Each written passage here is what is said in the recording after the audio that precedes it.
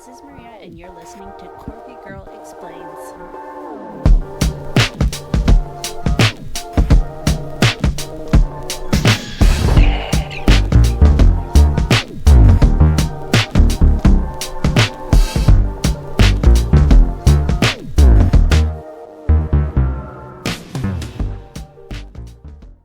Hey everyone, this is Maria, and sitting across from me is Michael. Say hi, Michael. Hi. How's it going? Not bad. How are you? I'm good. Guess what we're doing today? What's that? It's a podcast. Oh. Are you ready? Yep. Ready for this podcast? Yes, I'm ready. Remember, this is a podcast where I tell stories from current or past news or just weird stuff I found on the internet and even try to answer some of Michael's questions that he has. So let's get into it. So I mentioned to you earlier that a few of my stories are actually based in Florida. So do you have any mini facts for us? I actually do. I went online and I found a few things about Florida. This is from the bocadigest.com. So the first one here is in 2020 there was almost 1,000 people moving to Florida each day. Wait, how many? 1,000. A day? That's what it says. Okay. Yeah. Well, in 2020, the pandemic was going on. Yeah. And as I remember, Florida had, relaxed restrictions. Oh. So, it makes sense that a lot of people, I don't know 1,000 a day, but a lot of people want to move there, right? Wow. So the next one here is Jacksonville, Florida is the largest city in the United States. It's 840 square miles, 75.6 square kilometers. Oh, wow. Yeah. And the next one here is Florida is where the refrigerator was invented. So in 1851, American doctor John Corky built and patented a machine that produced ice, which he used to keep patients cold. Wait, what? Really? Yeah. His reputation is as the father of refrigeration and AC. But he built it for patients. Yeah, he built it for patients to keep them cool. Yeah. Next one here is Florida man owns the largest collection of fossilized poop in the world. Ew. Yes, with over 1,277 pieces from 8 different countries and 15 different states. Oh my, what? Yeah.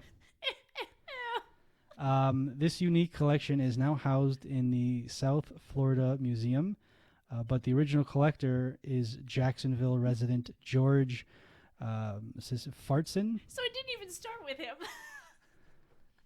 Yeah, no, it started with this one guy. He started it, who started the collection as a freshman in university. Oh my God. Yeah, and basically, as to why, George acknowledges that it's humorous. To who? It was humorous, I guess, to him. But then, he also says that it's also, invaluable insight into the lives and the diets of, different creatures and things. But he basically started it because it was funny. Oh my So God. that's really weird. Where do you think he keeps it? Well, now it's in that museum. Oh, Now no, it's in that museum. before. Where do you think he kept it in his house? I don't know. He started in college. Oh my God. So it had to be somewhere in his dorm or house. Imagine I being don't that know. guy's roommate. Oh my God. Yeah. Talking about poop all day. Oh my God. It's okay. The next one here is no matter where you are in Florida, you are never more than 60 miles from the ocean. Oh yeah, that makes sense though. Next one here is it is illegal to sing while wearing swimwear in public. Sing without While wearing swimwear in public. Where did they come up I with don't this thing? know. Here's another one. It is illegal for an unmarried woman to skydive on Sundays. Where did they come up with I these don't things? know. That's weird.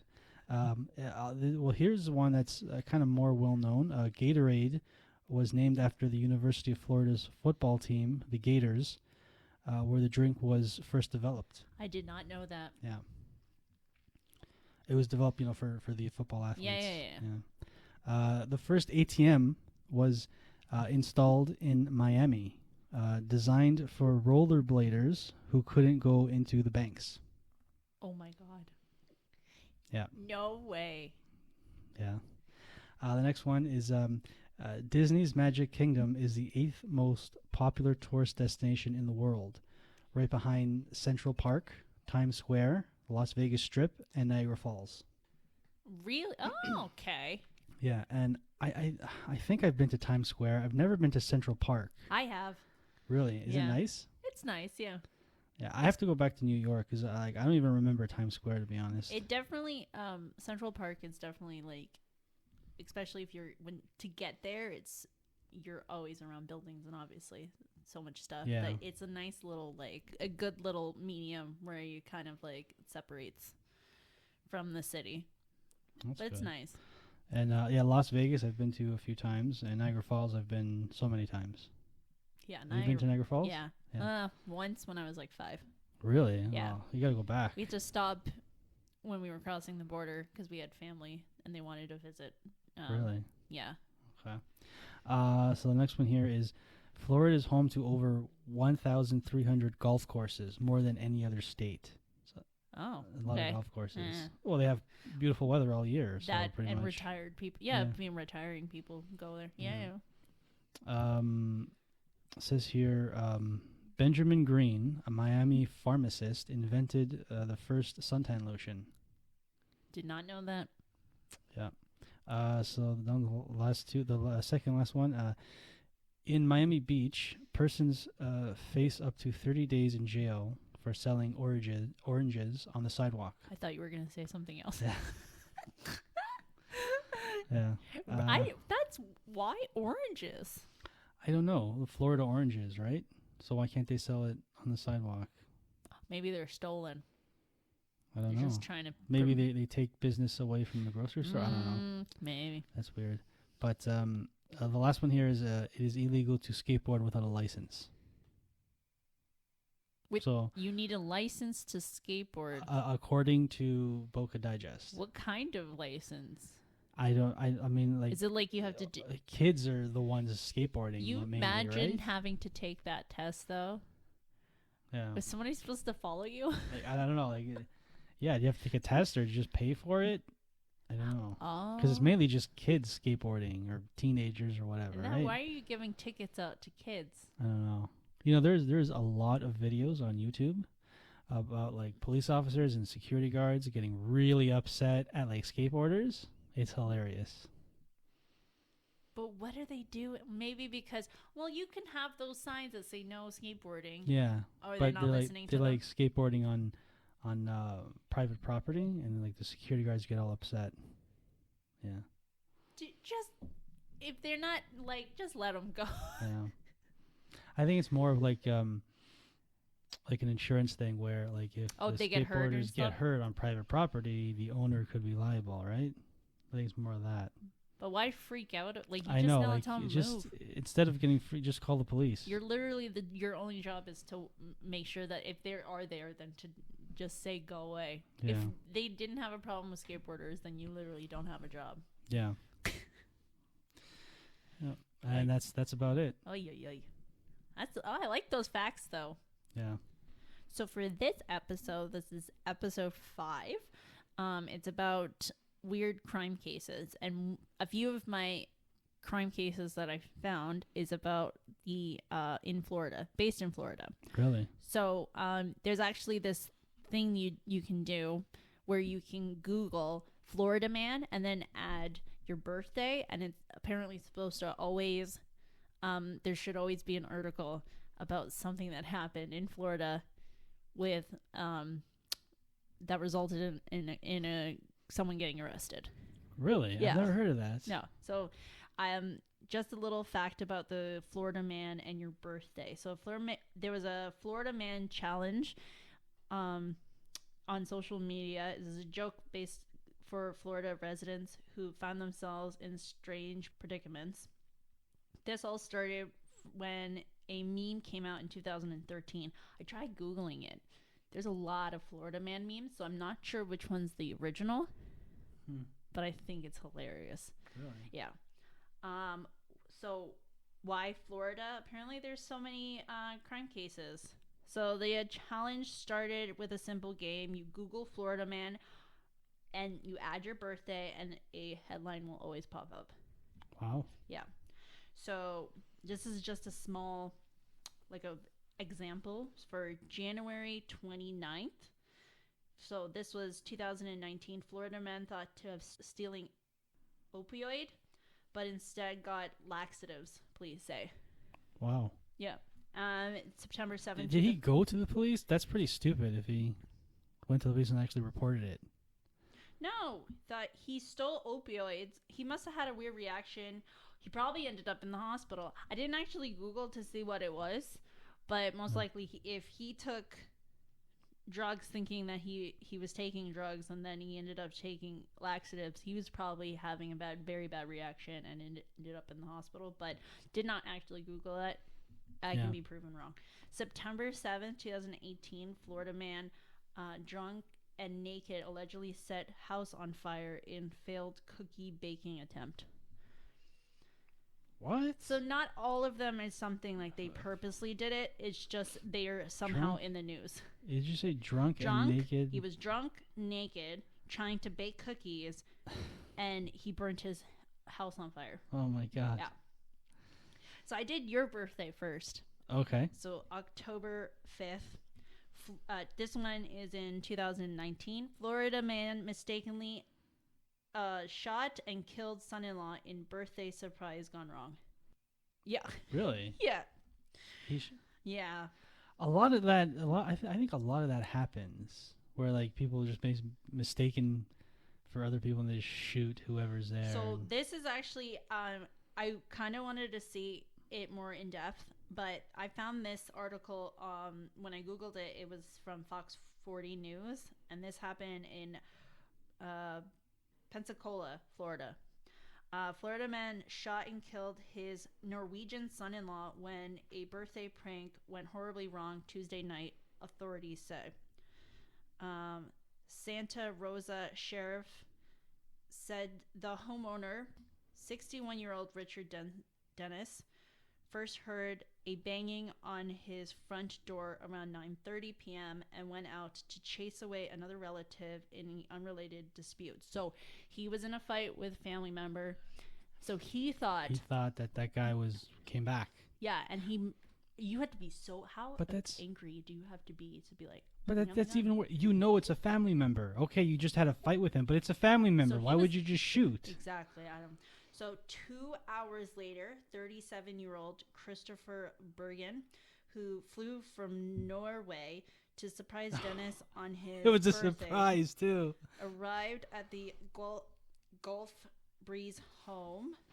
Sheriff said Dennis heard the same banging around 11:30, this time at the back door. He took his pistol, opened the porch light, and walked out to see who it was.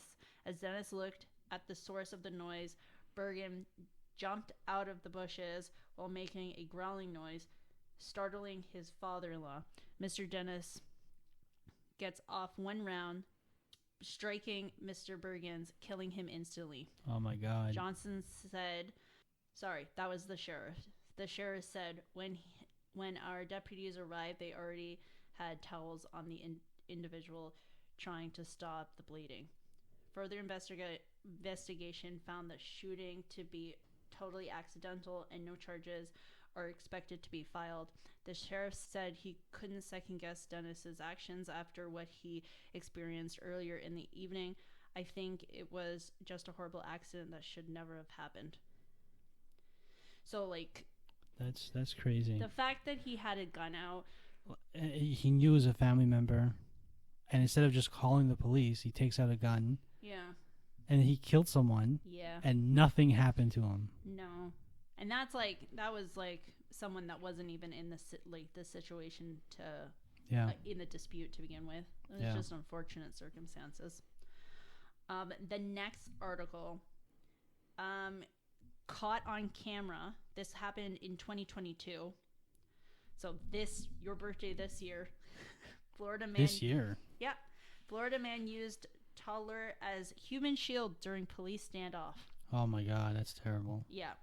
So Florida deputies released. Oh, this happened in Palm Coast, Florida.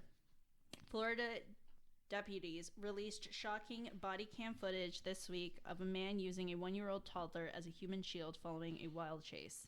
The incident happened on September 27th. So some of the articles, when I have to do Florida man, I was trying to have a hard time. Actually, the event didn't, most of the time, never actually happen on the day of said birthday. He was just arrested on that day.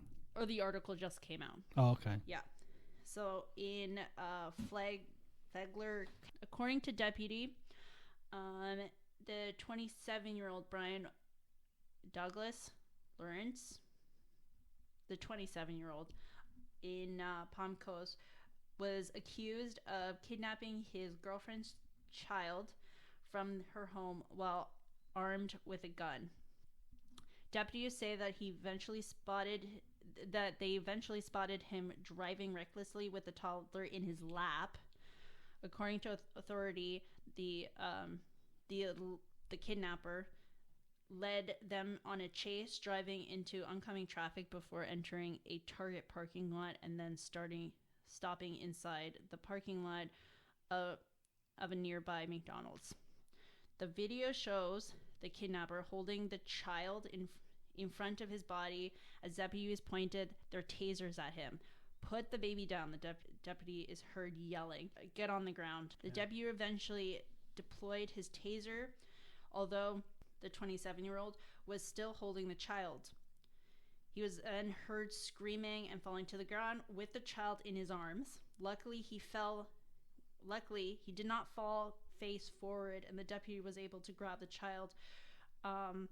This is messed up. The toddler was screaming, "Dada, dada." So the kid had an actual relationship with this guy. Yeah. Yeah. But, like, he should have never been tased with a child. When you're holding someone with a taser Yeah. that's getting tased, don't you also you, get you tased? feel it, yeah. So the kid actually had Yeah. a reaction. Probably, from yeah. Oh my God. And, yeah, because when police taser someone, they're supposed to yell taser so that everybody knows, get their hands off. Yeah. Right? He apparently took off running, and then K9 eventually had to catch hold of him. So after he was tasered, he somehow managed to get away Oh and my God. kept running, and a K9, the dog, had to go after them. that's Have crazy. you ever seen the videos on of one of the cop dogs chasing someone? Yeah. They can get I'm surprised I don't see that more often on the news. Yeah. It's insane. Yeah. And then I did mine. Oh, yeah? Mine's more long, so I only did one. Plus, Okay. the ones that I found on my birthday weren't really that exciting. Really?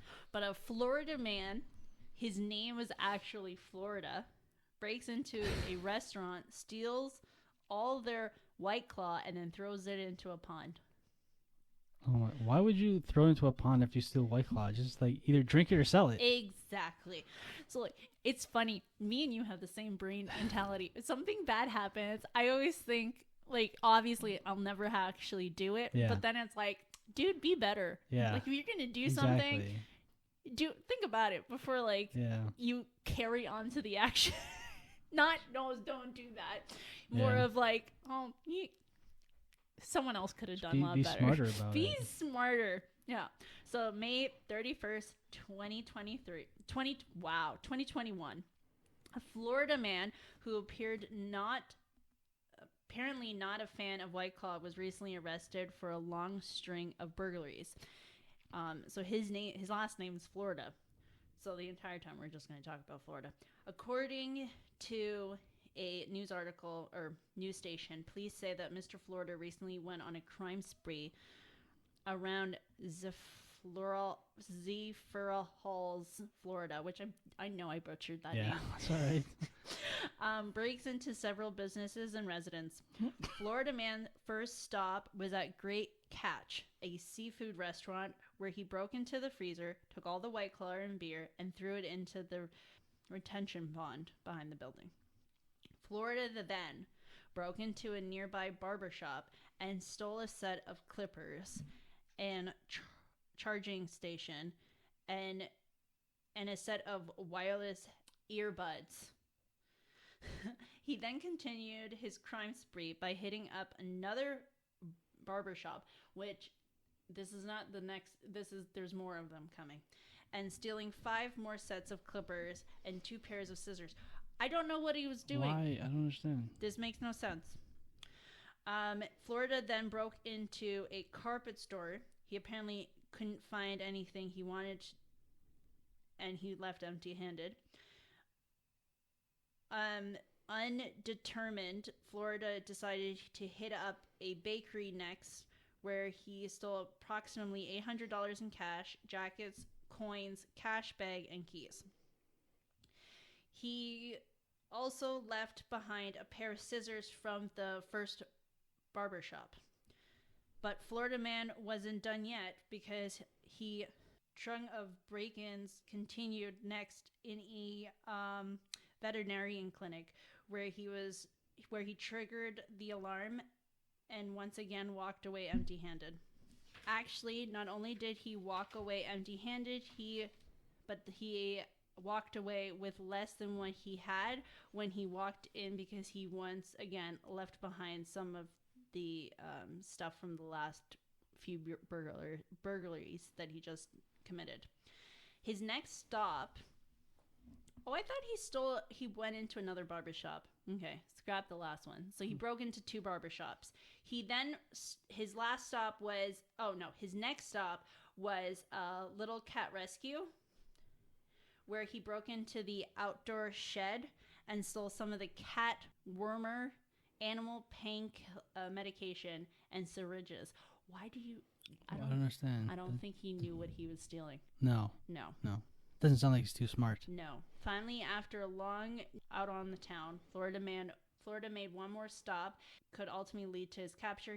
He decided to steal his neighbor's Ring doorbell. That's where he got busted, because the neighbor recognized him from the video, because obviously when you're near the doorbell, if he clicked it or something, yeah, or like even if he is like right in front of it, it signals so that the neighbor actually saw him, probably on his phone. Yeah. Get this guy ripping out his Ring doorbell, so he ended up alerting to the police, who were able to track down our Florida man, where he confessed to not only all of these break-ins, but also burglarized nearby trucks, stealing some of the tools out of the back of the trucks. And he had dumped all the items he stole again to lead to police to their location. So like he just had a string of just breaking and entering. Wow. Yeah. So for this story, it's not Florida, but it is still pretty weird. Weird story. All right. U.S. man died of a heart attack while burying the body of a estranged girlfriend. Really? Of a estranged girlfriend, yeah. So this happened actually this year, May 12th, 2022. And I found this article on the Global Mail. News. He had a heart attack after... So the South Carolina man suffered a fatal heart attack while trying to bury a body of his girlfriend who he had strangled to death. Oh, he killed her. He killed her, tried burying the body, and he had a heart attack. How's that for karma? Yo, karma! Yes! Joseph McCannon, 60 years old, was discovered dead in his backyard Saturday after neighbors called the police and to report the unresponsive man in the yard in Trenton, South Carolina. Yeah, Carolina. Right. Reported. I didn't know what SC meant. Oh, yes. Even though I just said it like 2 seconds ago. So this was a report on NBC News. Wow. Police also found a body wrapped in a trash bag that had been placed in the freshly dug hole. Police said that the body belonged to McCannon's girlfriend, 65-year-old Patricia Ruth Dent. Autopsy were conducted to both bodies Monday, reported ABC, and the coroner found that Dent's body death by strangulation, while McCannon died from a heart attack. The weird thing about this story, though, is that the girlfriend's twin sister apparently was like she couldn't see the signs, but like doesn't everyone always say that they never see when something happens? Oh yeah, it's like just so normal. Like every time somebody gets murdered or something, the people next door are interviewing like, yeah, I had no idea this was happening, and even though like yeah, I had no idea he was a serial killer. I lived next door to him for 10 years or something. It's not like he went from 0 to 100. There's probably some signs of domestic violence. Yeah. They just didn't catch on. I find that depressing. But yeah, karma's a bitch, and Yeah. he got what he deserved. Yep. So my last story for this episode, I found on Wikipedia, which is the story of the runaway bride. Really? So this happened in Georgia. Jennifer Wilbanks was to marry John Mason, 32, on April 30th, 2005. On April 24th, she skipped town to avoid the wedding.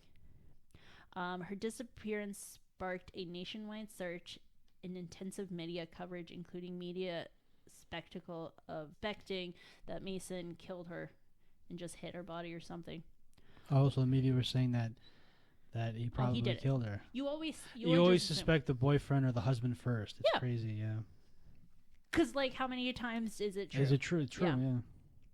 So, on April 29th, Wilberks called Mason from Albuquerque, New Mexico, and falsely claimed that she had been kidnapped and sexually assaulted by a Hispanic man and a white woman. Jennifer gained notoriety in United States and internationally for her story, persisted as a major topic in national news, covering for some time after she had found unharmed, because they were still suspicious. They were like, really? Yeah. This doesn't add up. Many critics of the media, mass media, attacked the coverage as a media circus, writing that the runaway bride had become a runaway television embarrassment, comparing the story to a TV soap opera. Wow.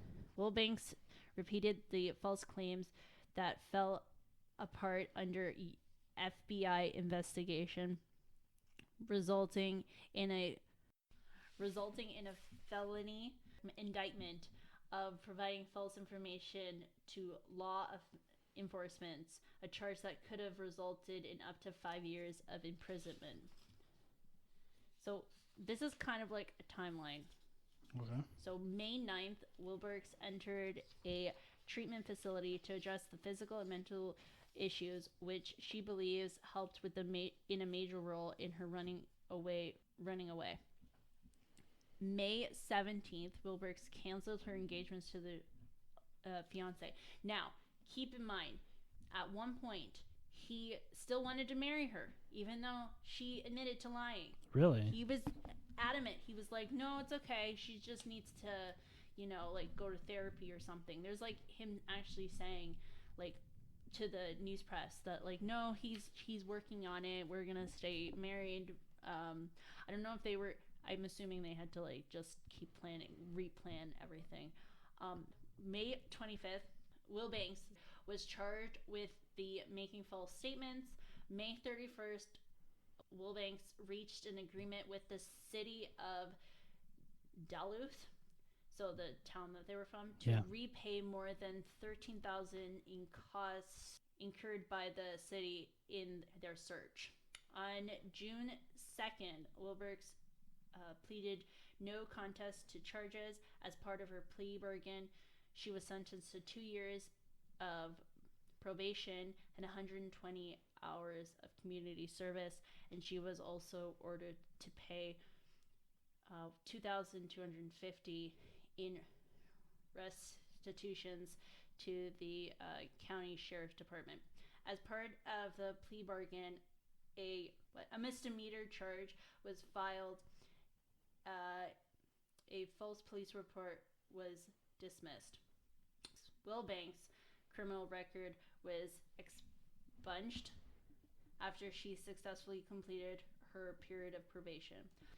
October 10th, 2006, Wilbanks filed a lawsuit against her ex-fiance for $500,000, claiming it was her share of the house that her ex-fiance purchased with the proceeds to a book deal he negotiated for them when she was medicated, plus punitive damages.